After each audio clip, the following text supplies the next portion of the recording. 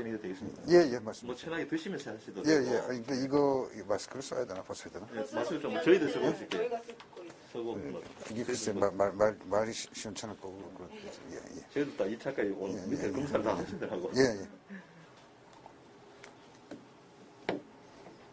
아산 관련 구술 자료 수집 사업.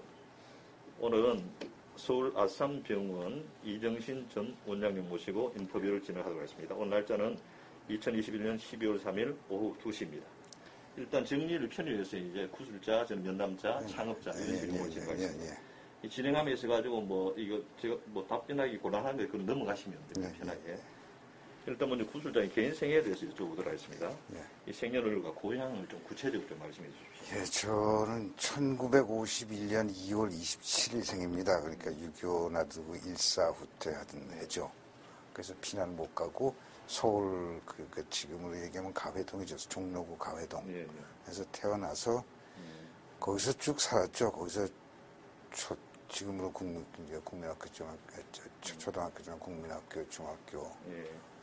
그 고등학교 거기서 다 다녔고, 그리고 대학은 뭐 의과대학 갔으니까 또 거기서 또 그 해화동 거기니까 또 그렇게 다녔죠. 뭐. 그래서 저는 어떻게 생각하면은 거기밖에 모르죠. 뭐. 사실 대학 때까지는.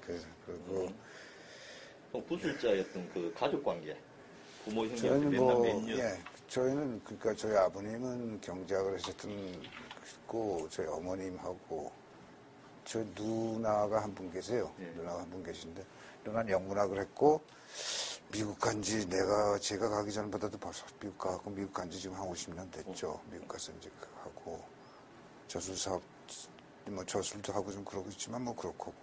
그거 저하고 둘이에요. 그래서. 그럼 1남 1녀? 예, 그렇죠. 예. 그때 식구를 지금 좀 단촐한 편이다, 그죠? 그렇죠. 예, 그렇죠. 그러니까 그때까지가 아마 약간 산하 제한의 영향이 있었을 때일 겁니다. 그때. 그때도 산하 제한 했어요? 그때 했죠. 그때 심했죠. 그때도? 그때. 50년대? 예. 이건 좀 처음 듣는 소리. 그랬군요. 그래서 왜 그렇잖아요. 왜 뭐 아들, 딸 구별하고, 아직까지 둘만 낳자 그러다 아들, 딸 구별하고 하나만 낳자 그래갖고, 그때 대대적으로 그 캠페인을 했어요. 산하 제한은 사실은. 그러다가 이제 요새 이제 인구가 준다고 그러지만, 그때는 그랬죠. 그럼 그 어릴 때 좀 가정 형편은 좀 어땠습니까? 가정 형편은 그래도 아버님이 대학에 계시고 교수하셨고 경제학 하셔서 그래서 뭐 그냥 부유하진 않았지만 그렇다고 빈곤한 것도 아니고요. 그러니까 좀 중상 정도 됐다고 얘기해야겠죠. 그때 사실 다 어려울 때니까. 그렇게 하고 제가 이제 제동초등학교를 나왔는데 제동초등학교가 거기가 지금 잘은 모르실 거라 그러죠. 그 가회동 골목이 옛날에 일제시대 때 적산가옥이 많고 일제시대 때부터 그 비즈니스 했던 한국 사람들이 많이 있었습니다. 많이 살았어요. 그러니까 예를 들어서 그 경복궁이 있고, 그러니까 비원이 있으면은 그 팔판동 그쪽은, 그러니까 지금으로 얘기하면은 서촌, 북촌 이런 데는 조선시대 관리들이 살았어요. 그 팔판동이 팔판서가 살아서 팔판동입니다. 이제 그러니까 일제시대 때 들어서면서 일본 사람들이 들어오면서 신흥 부자가 생기고, 그러니까 좀 친이죠, 다. 이제 그래갖고, 그 사람들이 이제 일제시대 가옥 같은 걸 하는 거는 가회동에다 지었어요. 그래서 이제 우리나라 조선 말의 가옥들은 팔판동, 원서동, 거기가 이조 시대 그 관리들의 터고, 그 뒤에 이제 가회동, 그 다음에 이제 해화동, 성북동 넘어가면서부터도 이제 그런 일제시대 때 개발이 됐고. 그러니까 뭐 초등학교 때, 중학교 때, 뭐 그럴 때, 그러니까 뭐 초등학교 때 그렇잖아요. 51년생이니까 그때 전쟁 끝나고 얼마 안 됐었으니까 뭐 차도 없었고, 물론. 포장도로도 없었고. 그저 가회동 골목, 조그만 골목에서 그저 공차분 돌고, 그저 그게 다였고. 그거는 그러고, 그때 6.25 때 이제 다 폭격을 맞아갖고 산이 다 폐허가 됐잖아요. 그 이제 경복궁 뒤, 지금 중앙고등학교 뒤가 거기가 삼천공원이에요. 지금 청와대하고 이렇게 연계된 데가. 거기가 폐허가 돼갖고, 거기를 이제 나무식 목사업 해갖고, 저기 초등학교 때는 그랬어요. 저희 단체로 다 올라가갖고, 거기 갖고, 저 나무젓가락 갖고 송충이 잡았어요. 그리고 그때만 해도 나무 하나하나에 명패가 걸렸었습니다. 나무를 사랑합시다 해갖고. 그래갖고 나무에 올라가면은 어렸을 때 놀 게 없잖아요. 뭐 그때 뭐 지금 같지 않으니까 그저 몰려갖고 삼천공원에 가갖고 이제 그러니까 그 번나무 뻗치 올라가서 뻗치 따먹고 그러면은 잡히죠. 이제 거기 관리하는 사람들 걸려 있었어요. 근데 그 사람들이 이제 다 잡아오면 이제 저희가 잡혀가면 너 뻗치 따먹었지? 그래서 아니다 그러면 이제 해봐라 그러면 이제 혀에다 묻잖아요. 진짜. 그러면 그때 좀 낭만적이었어요. 그럼 다 불러갖고 그 앞에 뜰 같은데 이제 빗자루 줘갖고 청소하라고 그래서 이제 청소하면은 그때 기억나요. 그때 그렇게 하면은 그 살림 지키는 사람들이 간식으로 건빵을 줬어요. 그러니까 군대 건빵이 유일한 그 간식이었습니다. 그때. 그렇게 윤현 씨랑 그렇게 재밌게 놀고 요새하고 다르죠. 신나게 놀고 삼천공원에서 가재 잡고 뭐 그때만 해도 그런 때가 있었어요. 그러니까 홍수가 나면은 장마가 끝나면은 지금 이렇게 포탄이 불발탄이 산에 박혔다가 쉽게 내려와요. 그래서 여기 쭉 흘러내려오다가 개천으로 내려오면 애들이 그거 갖고 장난하다가 다치기도 하고 그랬던데. 지금 그쪽 아세요? 북촌 쪽 지대 잘 아시는지 모르지만 지금 경복궁하고 수도통합병원 분원역구 이쪽에 있어. 그게 총리공원 올라가는 그 큰 키 있잖아요. 그 밑이 개천인 거 아세요? 개천이에요. 개천이었다가 그게 복개가 된 겁니다. 저 어려서는 거기서 개천에서 가지 잡고 놀았어요. 초등학교 때는. 근데 그래서 뭐 그런 시절 보냈고 중학교는 제가 그때만 해도 뭐 대학 예비고사 중학교도 시험 보고 들어갔잖아요. 그래서 예비고사 생겨갖고 시험 보고 들어서 저는 경기도 운 좋게 뭐 제동에서 경기중학교, 경기고등학교 나왔으니까 뭐 걸어서 학교 다 다녔고 그러다가 대학은 이제 가니까 영건동이니까요. 이제 비원 담 따라서 걸어가면 되니까 의과대학은 거기 있었거든요. 서울대학교 관학사 그때만 해도 다 있었어요. 그래서 뭐 학창 시절에 그렇게 특별하게 뭐 그런 거 그냥 이게 주변에서 그냥 주변에서 왔던 예. 근데 이제 그거는 한 가지 뭐가 기억에 남냐 하면은 저도 정치나 이런 거 전혀 모를 텐데 저희가 살던 그 가회동에서 이렇게 넘어가면 삼청동이 있고 삼청동에서 이렇게 내려가서 보면 저쪽으로 그때는 경무대죠. 이박사 계실 때. 그리고 그 앞에 이제 지금 총리공관자리가 국회의원 관사였어요. 일제시대 때 그저 법에서 좀 있습니다. 그런데 여기 이렇게 지금으로 얘기하면 경복궁을 타고 청와대로 넘어가는 이 언덕길이 있습니다. 나는 이제 어려서 이쪽 산이죠. 이렇게 멀리서 보이는데. 근데 그때 4.19 때 고등학교 교복 입은 학생들이 이렇게 데모에서 올라가면 위에서 총을 쏴서 쓰러지는 걸 봤어요. 그래서 굉장히 쇼킹했어요. 굉장히 쇼킹했고. 그래서 아마 그 시절에, 그래서 첫 학생 데모가 시작한 게 그게 제가 고등학교 때쯤 돼서 한일회담 때일 겁니다. 그게 한일회담 데모 시작해갖고 뭐 대학 다니면서 비록 의과대학이라 하더라도 매데모였죠. 그러다 뭐 유신 제일 극렬했던 게 유신이었죠. 뭐 제일 컸지. 네. 좀 독특하게 저는 5.18은 제가 미국에 있어서 몰라요. 근데 저는 그 당시에 그 후반부를 아는 게 제가 그러니까 학생 데모하면 휴교하고 그러니까 맨날 그거에 연속이고 이랬다 저랬다 그러지만 이제 의과대학은 뭐 방법 없습니다. 그러면 이제 방학이 없어지고 또 가서 이제 또 해갖고 또 시험 보고 맨날 이제 그렇게 살았는데 유신 때는 다르대요. 유신 때는 아무리 그때는 그랬어요. 그 미라보다리라고 물리대하고 의과대학 사이에 강이 있는데 지금 복귀했잖아요. 거기 다리가 하나 있습니다. 학교로 들어가면 진입하는 다리. 그러면 이쪽에서 막 해화동, 이화동에서 막 데모하다 서울 법대 애들이랑 같이 섞여서 물리대 애들이랑 데모하다가 다리를 건너가면은 거기는 따라오지 않았어요. 그래서 이제 그러면 갔다가 점심때쯤 되면 이제 다 서로 이제 자기네 도시락 먹고 우리도 도시락 먹고 그리고 나와서 그 다리에서 만나갖고 서로 담배 주면서 서로 피우고 그러다가 또 때 되면 또 데모하고 뭐 이 정도였는데 그 룰이 깨진 게 유신이에요. 유신 때 처음으로 군대가 서울대학교 물리과대학 운동장에다 연병장 같이 그냥 천막을 치더라고요. 그래서 그때 굉장히 쇼킹한 얘기였어요. 그때 박통 그 군부 시절에도 고대도 그렇고 대학문 안에는 안 들어왔었어요. 유신 전까지는. 대학문까지는 안 들어왔는데 그 해가 처음 유신이면서 들어왔죠. 그래서 그가 이제 했고. 그러셨군요. 그래서 뭐 제대하고 전 뭐 여러 가지 생각도 있고 그래갖고 뭐 딴 거보다도 뭐 특별히 미국에 연고가 있는 것도 아니고 그렇지만 하여튼 의학이라는 게 이게 뭐 우리나라 의학이 100여 년 전에 미국에서 들어왔고 우리나라 의료가 굉장히 열악했습니다. 열악했는데 그때 제가 아시는 동아일보의 신상초 주필이 계셨어요. 신상초 주필이 저희 아버님하고 친구분이신데 그래서 하루는 저희 집에 와서 이렇게 대학 때 아버님이랑 같이 저녁 자리에 있는데 저 대학 갔으니까 와보라고 그래서 와서 이제 술 따라주면서 술 한잔 먹고 그랬더니 넌 어떻게 하려고 그러냐 그래서 뭐 이만저만 했더니 그분이 그렇게 나이 들어서 젊어서 세상을 봐야 된다. 당신은 일본 유학 가셨죠, 진짜 신상초 씨는. 그래서 그 동아일보 주필로 하여튼 그분이 지금의 주필 정도의 이 필당 그거하고는 차원이 다릅니다. 굉장히 힘이 있었어요. 영향력도 있었고 그분 이제 뭐 좀 일찍 돌아가셨는데 그게 영향이 있었는지 그래서 전 대학 졸업하면서 그냥 일단 군대를 가야 미국을 가니까요. 그래서 76년도에 졸업하고 근데 군대를 가서 제가 79년에 제대했는데 그때가 부마 사태 날 때예요. 그래서 그때 분위기가 심상치 않은 걸 알았죠.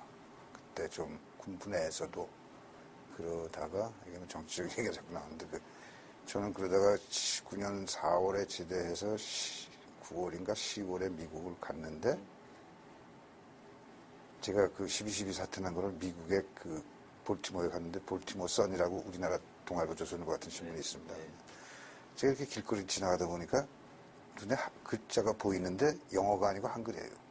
그래서 돌아서서 보니까 볼티모어 선이라는 그 볼티모어에서 제일 유명한 일간지인데 거기 첫 편에 이제 12.12 사태 그 시에다 그 얘기가 나오대. 그래서 전 미국에서 그걸 알았죠. 그래서 저는 평상적으로 우리 그때는 뭐 대학 다니는데 대개는 막걸리 마시고 정치 얘기하고 데모하고 그다음에 또 시험 때 되면 또 시험 치고 근데 의과대 학생들은 그래요. 뭐 특별한 거 없습니다. 그래야 기껏해서 뭐 한다는 게 그때 저희 한다는 게 그거죠. 뭐 산에 가는 거 그룹 지어갖고 장비도 허술하고 그런데 그냥 텐트 같은 건 미국 가서 지리산 그래서 제가 일생에 처음 지리산 종주를 해봤는데 그때가 유신 나던 해였어요. 그러니까 유신 나던 해 어느 날 아침에 학교가 딱 닫아버리니까 여럿이 한 7-8명이 그러지 말고 그러면 지리산이나 가자 그래갖고 다 배낭도 아니죠. 다 이렇게 싸갖고 서울역에서 기차를 타면 그때 구례역에 석탄 기차인데요. 구례역에 언제 떨어지냐면 밤에 타면 아침에 떨어져요. 그래서 그 구례에서 올라가서 구례에서 화엄사에서 노고단까지 올라가는데 하루입니다. 지구 올라가는데 지금은 다 차가 있다고 그래서 나 가보지는 않았는데 그래서 그렇게 해서 쭉 지리산 종주를 했던 게 유신 나던 해 그 추억이 있죠. 그 정도 뭐 그렇게 지냈죠. 예. 뭐 지금 이제 어쨌든 형식적으로 이제 퇴직하고 또 일을 하고 계십니다만은 뭐 건강 관리나 취미 활동 뚜렷하게 하고 있는 것. 예, 뭐 특별히 공부하는 거는 좀 쉽잖아요. 공부하는 거 쉽고 그러니까 이게 책 보고 공부하는 거는 굉장히 의학뿐만이 아니라 딴 것도 많이 했고 운동을 따로는 뭐 좀 제가 미국 가서 있을 때 고생을 해서 그런지 미국 가서 제가 79년에 와서 89년에 와서 10년 있었는데 그때는 뭐 운동도 없었고 취미생활도 없었어요. 그때는 미국 가고 막 그러니까 수련, 그러니까 인턴 레지던트 뭐 이런 여기 수련이 과정 있잖아요. 서울에서도 수련이가 힘들다고 그러잖아요. 그러니 뭐 여기서 대학 나와서 뭐 아는 것도 없지, 말도 서투르지, 뭐 문화도 서툰데 그게 가서 적응해서 살려니까 되게 저희가 10년 그냥 생존이었죠, 생존. 근데 다 다행히도 제가 때마다 좋은 선생님을 만났어요. 미국에서도, 서울에서도 그렇고, 미국에서도 그렇고. 저는 참 그거 하기 선생님 복이 많아요. 그래서 좋은 선생님들 만나서 많은 지도도 받았고 도움도 받았고 그렇게 해서 여기까지 왔죠. 그럼 물론 이제 뭐 이게 뭐 지금도 현역이시지만은 주로 혈액종양내과에 됐던 지금은 또 그 일을 계속 하고 있습니까? 좀 약간 아니죠. 그러니까 지금은 하시는 일. 제가 그 미국에서 있을 때가 이제 혈액종양내과, 백혈병 뭐 주로 그런 거 하다가 서울 와서는 이제 손이 딸리고 그러니까 여러 암하고 주로 이제 백혈병보다는 폐암 쪽을 많이 했어요. 폐암? 예, 폐암 쪽을 많이 했고, 그리고 이제 뭐 행정일에 말리기 시작하면서부터는 아무래도 좀 그렇잖아요. 그러니까 이제 임상보다는 이쪽 행정일에 많이 했고, 그러다 보니까 이제 병원, 이 한국의 의료계도 그때가 변화기예요. 그러니까 대한민국 의료가 100년 동안 발전 없이 그냥 쭉 제가 대학 다닐 때까지 70년대, 80년대까지 그대로 오다가 정말로 이게 아산병원이 훌륭하다고 그러는 거지만 의료인이나 의료계 입장으로 봐서는 아산병원이요, 서울중앙병원이 대한민국 의료가 뭐 지금 세계적으로 괜찮다고 그러죠. 그 시작은 다 설립자 때문에 그래요. 아산병원 생겨서 그래요. 이 병원 하나 생기는 바람에 대한민국 의료가 토탈리 뒤집어졌습니다. 그전에는 그렇지 않았어요. 그전에는 뭐 서울대학 가면 환자는 다 뭐 젊은 교수가 뭐 늙은 할아버지한테 다 반말이고 다 그랬죠. 뭐 그 시해고 뭐 그렇지. 이게 항상 의사는 갑이고 병원은 갑이고 환자는 을인데 이 병원이 들어서면서 드디어 병원이 존재하는 이유는 환자 때문에 있다는 거가 처음 시작이 됐으니까 그게 다르죠. 그럼 이제 대학을 졸업하고 미국 유학을 가셨는데 그럼 유학 이제 미국 계시다가 이제 한국으로 들어오게 됐잖아요. 뭐 들어오게 된 계기는 뭐 때문에 들어오게 됐습니까? 이렇게 의료계는 잘 아시는지 모르지만 의료계도 이게 좀 마피아 같습니다. 그래갖고 이제 이 의료계에 태두가 계세요. 초대 원장을 하셨던 이문호 원장님이라는 분이 계신데 그분 황해도 해주 분인데 그 양반이 서울대학교 교수하시고 그랬는데 그 양반은 뭐든지 그분의 말은 법이에요. 뭐 이런 식으로 이게 그렇게 도제가 그렇게 돼 있어요. 그러니까 이제 의학이라는 게 선배가 사람의 목숨과 생명이 왔다 갔다 하는 순간들의 결정을 해야 되기 때문에 그렇게 배운 거는 윗사람이 하는 얘기는 그거는 뭐 토를 달 수가 없고 그냥 따라야 됩니다. 먼저 하여튼 그런 특히 칼잡이들은 외과에서 이제 수술장에서 혈관이 딱 수술하다 혈관을 잘못 딱 잘랐다 그러면 그 순간에 어떻게 조치해야 된다는 거 그거는 뭐 배워서는 지식이 아니거든요. 뭐 이런 식으로 했기 때문에 그 사람들은 이제 의료계는 그런데 제가 미국에서 잘했어요. 미국 가고 레지던트 펠로우 하면서 그때 그 해 펠로우라 그래서 지금 사실 제일 힘든 MD 앤더슨에서 펠로우 하고 그때 거기서 최우수상 받고 오기 전에는 유니버시티 펜실베니아 유펜의 조교수 발령을 받았었어요. 제가. 근데 이제 이 병원이 설립이 될 때 이문호 원장님하고 초대 원장님, 민병철 원장님이 그때는 타이틀이 연구소장이었어요. 이제 2대 원장 하셨던 분. 그리고 민병근 선생님이라고 계세요. 민병근 선생님이라는 분은 다 서울대학 다 대선배시고 연배는 이문호 선생님만 좀 뜨고 다 두 선생님은 비슷한데 그 민 선생님은 제가 알기로 이게 확인된 건 아니기 때문에 이거는 뭐 이게 팩트는 아니네요. 제가 아마 중대 이명신 씨하고 좀 인적 관계가 되는 것 같아요. 요거는 그냥 참고로만 하세요. 근데 이게 왜 그런가 하면 그래서 그분이 어떤 경험을 했었냐면 대한민국 최연소 의과대학 학장을 하십니다. 군사정권 때. 그리고 그 중앙대학교 의과대학을 신설을 나이 40에 했어요. 그분이. 하여튼 그분이 이제 아산재단 그때는 그 무슨 자문위원이라고 있었는데 아산재단에 그거에서 그래서 그 세 분이 다 거기 관여했다가 이제 그러니까 그 이제 설립자께서 이제 병원을 하시겠다고 이제 결심을 하시고 그러니까 이문호 그때 그 자문위원 중에서 이제 의료계에 있는 사람 세 분하고 상의를 했더니 이문호 원장님이 이제 그럼 하셔야 된다 그랬는데 하여튼 그때 그랬다 그래 전에도 그 자리는 없었으니까 하는 얘기인데 하여튼 설립자께서 그랬대요. 하여튼 그럼 하시라고 하자고 그래서 근데 그 설립자의 뜻은 그랬답니다. 이제 그 이전에 의과대학 우리 서울중앙병원 생기기 전에 이제 지방의 병원을 지었잖아요. 그랬더니 이게 지방병원은 그때는 길도 나쁘고 그러니까 오지도 못하고 그러니까 이제 거기서 어떻게든지 해결하려고 해서 병원을 짓다 보니까 그 사이에 이제 고속도로가 길이 좋아졌잖아요. 그래갖고 이 사람들이 거기서 못하는 걸 갖다 좀 빼서 좀 더 큰 병원에서 더 좋은데 해봐야겠다고 그러는데 뭐 서울에 병원이 없었잖아요. 그때 오지에만 병원을 짓지. 그런 취지로 서울중앙병원을 지셨대요. 그렇게 하면서 이제 그 세 분이 아니라 민병철 선생님하고 초대관전의 이문호 선생님 두 분이 미국을 순회 공연을 하십니다. 그러니까 한국 사람으로서 의사로서 미국에 가고 대학에 있거나 뭐 이렇게 쭉 가서 10년에 30년 이렇게 근무했던 분들을 갖다 쭉 만나서 이제 설득을 하는 거죠. 근데 사실은 이게 그분들은 다 거기서 저만 해도 벌써 거기서 대학교에서 딱 자리 잡고 뭐 연구비도 있고 뭐 그때 저는 그때 결혼도 저고 대가 한 살인가 그랬으니까 뭐 그런데 그러니까 다들 이제 흔들릴 수가 그러니까 움직일 수가 없는데 저보다 한 10년 내지 15년 선배 되시는 분들은 애들을 다 대학을 보냈어요. 그러니까 이제 조금 자유로웠던 게 이분들이. 그래갖고 그때 그 두 분이 전국을 이제 미국 전역을 돌면서 그래갖고 제가 처음에 만났던 때가 신시내티에서 이렇게 막 오라고 그러니까 뭐 저희는 그래요 그냥 미국인데도 저는 이제 제자죠 학생 때 배웠으니까 어느 날 밤에 집에 전화가 왔어요. 그때 뭐 핸드폰도 없을 때니까 그러니까 딱 그러세요.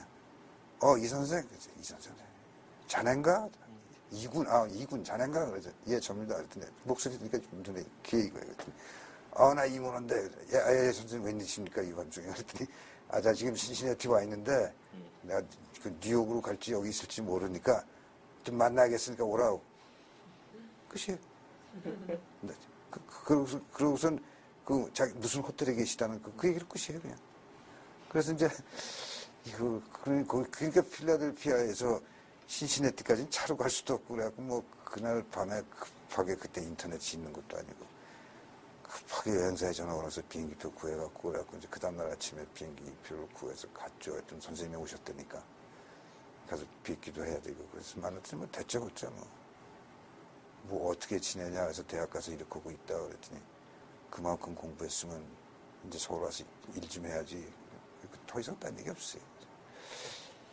뭐 이렇게 토를 달거나 그러는 게 아니고 근데 이제 사실 그런 것들이 그때 저희 대학 다닐 때 제가 의과대학 다닐 때 솔직히 얘기해서 제가 의과대학 다닐 때 한 학기에 몇천 원 내고 다녔거든요.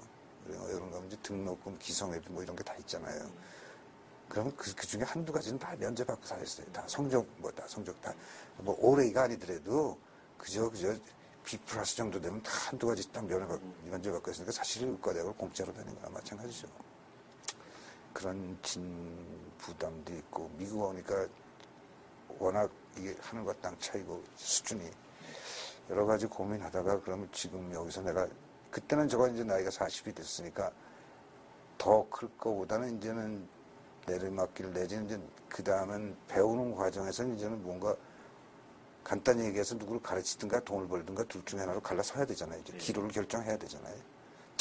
그렇다면은 뭐 저도 이제 부모님이 여기 계시고 그러니까 그렇다면 기회에 또 이문호 선생님이 그렇게 오라고 그러니까 생각해 보겠습니다. 그랬더니 알았어. 그것이 인터뷰 10분도 안 걸렸어요. 그래서 그래서 이제 그랬더니 얼마 12월쯤 되더니 편지가 통해서 연락이 왔는데 캘거리에 가라. 그래서 캘거리 가서 한 달 있었고 하여튼 뭐 그런 사연인데 의과대학 때문에 이제 그래서 서울에 오게 됐죠. 그러니까 두 가지죠. 그러니까 저 거기서 공부하고 수련 받고 나서 이제 저로서도 커리어를 이제 결정해야 할 때 미국에서 계속 있을 거냐 서울에 있을 거냐 그렇게 맞았어요. 저는 또 그렇게 해갖고 제일 중요한 건 창업자의 뜻은 잘 몰랐고 그때만 해도 근데 하여튼 이문호 원장님하고 민병철 대선배 그분들 제가 학교 때 굉장히 존경했던 두 분인데 그 두 분이 미국까지 와서 너가 지금 그때는 백혈병 골수식 못할 때거든요. 여기서 그러니까 그걸 서울서 해야지 여기서 그렇고 있으면 어떡하냐 그래갖고 그래서 오게 됐죠. 그럼 이제 미국 병원 분위기에 익숙해 있다가 여기 이제 시작하는 병원이잖아요. 네. 그럼 와보니까 병원 분위기는 좀 어땠습니까? 병원을 새로 하는 거는 고치는 것보다 훨씬 쉽습니다. 제가 만약에 서울대학에 갔다면 절대로 이렇게 제가 하고 싶은 일을 못했어요. 절대로 못해요, 이건. 왜냐면 기타 있으니까. 우리는 지금, 그래서 제가 시작했는데, 여기는 시작을 했으니까, 새로 어떻게 하면은 그게 룰이 되는데, 딴 데는, 서울대, 연대는 이미 룰이 다 정해져 있어요, 100년 동안. 그걸 어떻게 개인 한두 사람 내지는 한 20여 명이 미국에서 온 의사들이 바꿀 수가 있습니까? 뭐, 절대로 못 바꿔요. 근데 이제 그게 세월이 지나면서 바뀐다는 걸 우리가 입증을 했는데, 그랬으니까, 그렇죠. 그러니까, 얼마 전에 돌아가신 제 은사분께서도, 그러니까 저 같은 종양내과의 대한민국의 제1호입니다. 제일 먼저 하셨던 분이 저보다 12년 선배 되시는 분이 계셨는데, 몇 년 전에 돌아가셨는데, 그분도 제가 휴스턴에 있을 때, MD 앤더슨에 있을 때 저한테 들렸어서 그랬거든요. 서울대학에서 지금 그게 없으니까 서울대학에 와라. 예, 근데 그때는 그랬습니다. 그때 앤더슨에서 펠로우 할 때는 한 몇 년 더 공부하고 수준 받을 욕심이 있었거든요. 그래서 요거 끝나면 가겠습니다 했는데, 그거 끝나는 과정에서 서울대학하고 아산병원하고 중앙병원하고 두 개가 있었는데 중앙병원을 택했죠. 서울대학 갔으면 좀 못했어요. 그렇게. 절대 못했어요. 그러면 어떤, 뭐, 미국에서 대우가 어땠는지 모르겠지만, 어떻든 뭐 의사는, 뭐 사실 대우도 중요하잖아요. 그런 네. 조건 안 짜였습니까? 그때는 올 때는.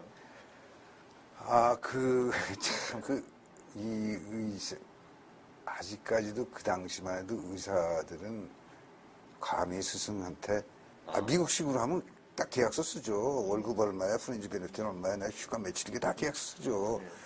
감히 누구도 이문호 선생님이나 민병철 선생님한테 계약서 쓰지는 못했거든요. 그런데 또 이 양분들이 또 그렇게 얘기해요. 걱정 말라고. 야, 그래도 뭐, 미국 같지는 않지만 다 먹고 살고 다 할 테니까 걱정하지 마, 그런 거. 아니, 누군가 걱정하지 말랬는데 거기다 대고 뭐 월급이 얼마니까 자꾸 따질 수는 없잖아요. 그렇게 들어오셨죠. 근데 이제 저보다 이제 연배가 많으셨던 분들은 뭐 이제 오문은 어떻게 하느냐, 집은 어떻게 좀 전세를 구해주느냐, 뭐 이런 것들 갖다 좀 여쭤봤다는데, 저는 뭐, 그때까지만 해도 어머니 아버지 계셨고, 뭐 와야 서울서 나서 서울서 살던 사람인데 내가 여기 와서 나이 40에 와갖고 뭐, 못 살리라고 그런 거는 생각을 못하고 그랬는데, 처음에 와서는 좀 놀랍긴 놀랐죠. 그 주변에서 사는 거 보고. 그때가 한창 경기가 좋을 때 아니에요. 그래서 뭐 무섭게들 돈 쓰고, 뭐 아파트 값이 그냥 보는 자리에서 몇 억씩 뛰고 그럴 때고 88천. 그렇지, 맞아요. 아이고, 그때 그래갖고. 친구들한테 아주 심각하게 오지. 야, 너 도대체 어떻게 집 사냐? 난 도대체 내 월급을 암만 계산기를 두드려 봐도 집이 안 사진다. 그랬더니, 야, 그거를 말이야, 뭐, 2, 3몇 번 다니고 뭐, 하여튼 뭐, 그랬습니다. 근데 뭐, 물론 신경을 썼죠. 근데 비교적 다행이었던 게, 저는 이제 어머니 아버지가 계셨고, 저 애들이고, 이제 누나는 미국에 있고, 또 애가 늦어서 이제 아들 하나가 그때 1살인가 됐어요. 그러니까 그게 학교 걱정 이런 거를 그럴 게 좀 먼 훗날이니까 그렇게 절실하게 저한테 이렇게 다가오진 않았죠. 네. 그럼 이제 초기 왔을 때, 뭐, 지금 가장 초기 왔는 분 중에서 가장 기억 남는 분, 한두 분, 뭐. 초기에 왔을 뭐, 동기들이라 할 수 있겠죠. 그런 분들. 아니, 그러니까 역시 친구가 좋죠. 여기 대학 동기들 만나잖아요. 그러니까 대학 동기들이 이제 뭐 한림대 있다거나 딴 대학에 있다고 온 친구들도 있고. 그러니까 보면은 역시 친구는 친구니까 제가 미국에서 10여 년 떨어져 있다도 상관없이 그냥 만나면 그냥 저녁 먹으면서 얘기하고 그자 야자 하면서 다 그렇게 하니까 그 분위기가 좋았고. 설립자분께서 굉장히 자유롭게 저희를 놔뒀어요. 의료진을. 그거 아십니까? 설립자께서는 인턴 있잖아요, 인턴. 네. 보통 우리 다 인턴, 레지던트 다 이렇게 부르잖아요. 절대로 그렇게 부르지 않으셨어요. 인턴 선생님이라고 그랬어요. 나이 20살짜리한테도. 레지던트 선생님이라고 그래요. 그 의료진에 대한 그거에 대해서는 아주 깍듯하게 지키셨어요. 그리고 특히 이문호 원장님, 그러니까 뭐 병원을 그러니까 중앙병원 짓고 1,100대짜리 짓고 그때는 문인구 변호사라고 고문 변호사가 계셨어요. 그러니까 전 그분하고 자주 만났었는데 그분의 이제 철학 같은 거를 이제 아산재단의 철학 같은 거를 그분 통해서 많이 듣긴 했는데 그 의료에 대해서는 이문호 원장님이 하자는 대로 100% 했어요. 제가 알기로는 그래요. 그러니까 그게 왜 그런가요? 그러니까 당신이 이해 못하면 물어요. 그래서 예를 들어서 이런 겁니다. 이제 병원을 짓어요. 병원을 짓니까 이문호 원장님이 병원이 제일 중요한 것보다 의사가 중요하다. 의사는 훌륭한 의사가 중요하다. 그래서 내가 미국 가서 사람을 데리고 오겠다. 그렇게 하세요. 그치? 그래서 그 다음에 이제 와서 지금 어느 정도, 그때 한 20여 명이 왔어요. 저 포함해서 23명인가 미국에서 왔어요. 예, 처음에. 그래서 여기 각 임상과의 초대 과장은 다 미국에서 오신 분들이었어요. 그러니까 쉽게 미국 시스템에 그냥 정착을 해버린 거죠. 아예 한국 시스템하고 달리. 그러니까 굉장히 그러고 그러자 이민 원장님이 이 사람들을 갖다 좋은 사람을 갖다 리테인 하려면은 이 사람한테 교수라는 타이틀을 줘야 되고 대학 신분 보장도 돼야 되고 뭐 연구도 해야 되고 학생도 가르치고 이런 보람이 있어야지 이 사람들 좋은 사람이 커지고 그렇다 그러니까 의과대학 말씀입니까? 저는 의과대학을 해야 되겠다 그러니까 검토해 보시죠. 그래갖고 쭉 검토하다가 그러니까 울산대학교 의과대학으로 결정이 난 거예요.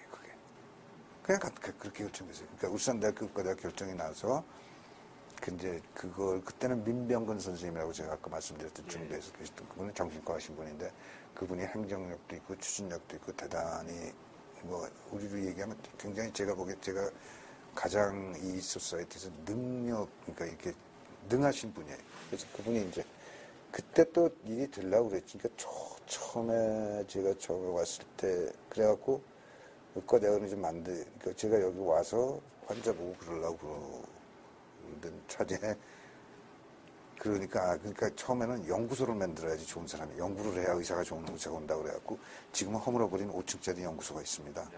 그래서 그거를 만들었어요. 그래서 이게 89년에 이거 개원했으면 그게 90년인가 그 개원했을 게 지금 이제 없애고 그 자리에 높이 세웠는데 그 다음에 이제 연구소를 세우고 그 다음에 이제 의과대학을 해야 됩니다. 그래갖고 88년도에 의학과 인가를 받았죠. 교육부로부터. 88년 교육부 인가 받을 때 아마 총장님이 이상주 총장이셨을 거예요. 이상주 총장인지. 제가 이관 총장님은 한 번 관사에서 파티할 때 한 번 뵙고 그 후로는 저는 이상주 총장으로 쭉. 그렇죠. 87년인가 과학기재상하고 그 부분 바뀌었을 거예요. 그래서 전 이상주 총장인데 이상주 총장님은 그분이 피치부가에서 공부를 하셨고 저하고 딴 인연으로 해서 그분하고 직접적으로 만나진 않았지만 좀 인연이 있었어요. 그러니까 뭐 이렇게 그런 건데 울산에 가서 내려가서 이만정에서 누구누구 제가 이렇게 된다고 그러니까 서로 이제 인사드리고 그렇게 갖고 이상우 총장이 많이 도와주셨죠. 근데 우리 집안 식구끼리니까 얘기지만 이제 그래서 초대 대학도 없는데 의과대학 학장으로 이제 민병근 선생님이 어포인트가 되고 그 다음엔 부학장도 없어요. 그 다음에 의학과장 달랑 하나입니다. 한 사람이 모든 북치고 장구치고 해야 되는데 제가 의학과장을 1회 의학과장을 했어요. 그래서 가서 울산을 가게 됐죠. 그래서 그때부터 90년대 가서 그때 울산 공업학원 사무국장이 지금 권호갑 회장이에요. 요거는 빼세요. 그냥 내가 그 분위기를 아주 이제 리얼하게 내가 전해드리려고 그러는데 그때 울산대학교 본교의 분위기는 어땠냐면은 그 울산대학교가 옛날에 영국 차관들에서 울산공대가 좋았잖아요. 그런데 이제 그게 포항공대 생기면서 조금 주춤할 때고 뭐 여러 가지 있는데 의과대학에 들어온다는 게 좀 애증의 감정이 있었던 것 같아요. 그러니까 의과대학에 온다니까 울산대학교 본교수는 좋고 근데 또 한 가지 좀 미운 것도 있죠. 야, 의과대학 교수 다 병원에서 환자 보면 되지 왜 자꾸 걔네들은 교수 자리를 달라고 그러냐. 걔네들은 뭐 월급도 우리보다 많이 받고 뭐 서울에서 근무하고 뭐 그랬고 교수 타이틀 주는 거에 대해서 울산대학교 본교에서 굉장히 저항이 많았어요. 그래서 제가 기억나는 거는 그때 이제 민병근 선생님은 저보다 20년 위인데 그분 모시고 단 둘이 거기 교무회의를 가면은 그때 이상주 총장이 있었고 그때는 참 미개한 시절이죠. 교무회의 하면서 다 담배 필 때예요. 다 이렇게 하고 많이 듣는데 교수협회 회장이란 분이 뭐 막 그러면 그 노인네가 있다가 담배 피다가 이렇게 종이컵에다 담배 끄고 이렇게 일어나서 다시 한번 절하고 그럼 교수 발령을 해주셔야겠다. 그래서 그렇게 굉장히 어렵게 했습니다. 굉장히 어렵게 했는데 다행히도 이상주 총장님이 적극적으로 지원해 줬어요. 그러니까 왜 그런가 하면 미국은 그래요. 미국은 대학을 구별할 때 의과대학이 있는 대학과 없는 대학은 다 완전히 별개로 칩니다. 의과대학이 있는 대학은 의과대학이 있는 대학끼리 이렇게 랭킹을 하지 섞어서 랭킹을 안 해요, 절대로. 그만큼 의과대학의 비중이 큰 거거든요. 그래서 이제 그래도 이상주 총장이나 그때 교무위원들 하셨던 분들 뭐, 어찌됐든 다 그렇게 도움 받아서 교수 발령을 내서 여기다 이분들 다 정착시키고 그런 과정이 있었습니다. 이제 처음에 이제 의예과 학생 얘기 잠깐 하면요. 얘네들은 이제 처음에 88년대 울산대학교 의과대학 간다면 이제 다 소문, 의과대학 지원하는 애들은 다 알아요. 그러니까 이게 뭐 이렇게 서울중앙병원에 와서 수련도 받고 뭐 이렇게 하고 나중에 혹시 거기 취직도 할 수 있고 뭐 여러 가지 희망이 있고 그렇더니 이렇게 현대에서 하고 뭐 다 조건이 좋으니까 얘들이 이제 첫해 88년도에는 저 1회 졸업생은 되게 서울 공대 재수생 내지는 삼수생이 대부분이었어요. 대부분이었어요. 걔네들이. 그리고 거기 울산에 학성고등학교 애들이 몇 명 있었고 그래갖고 다 서울 애들이 재수하는 애들 서울 공대 다니는데 휴학기 내고 오고 뭐 이렇게 했는데 이게 뭐 근데 처음에는 이게 좀 안 되니까 중간에 도로 도망간 놈 녀석도 있고 그래갖고 걔네들이 이제 제가 이제 걔네들 갖다 좋은 애들 또 집어갖고 애들 데리고 와야 되니까 그때 40명인데 일주일마다 한 번씩 내려갔어요. 내려가서 의예과 1, 2학년을 합반을 시켜놓고 이제 그러니까 제가 내려가는 날 오후 3시부터 5시까지 수업을 잡아놓고 60명을 1, 2학년을 몰아놓고 사실 의학 얘기는 뭐 옛날 다 간단히 하고 괜찮다. 너희 서울 간다. 너 서울 오면 틀림없이 좋은 미래가 있고 뭐 이렇게 그래갖고 걔네들이 마음이 흔들리지 않게 이제 그렇게 해주면 또 이 사람들은 얘네들은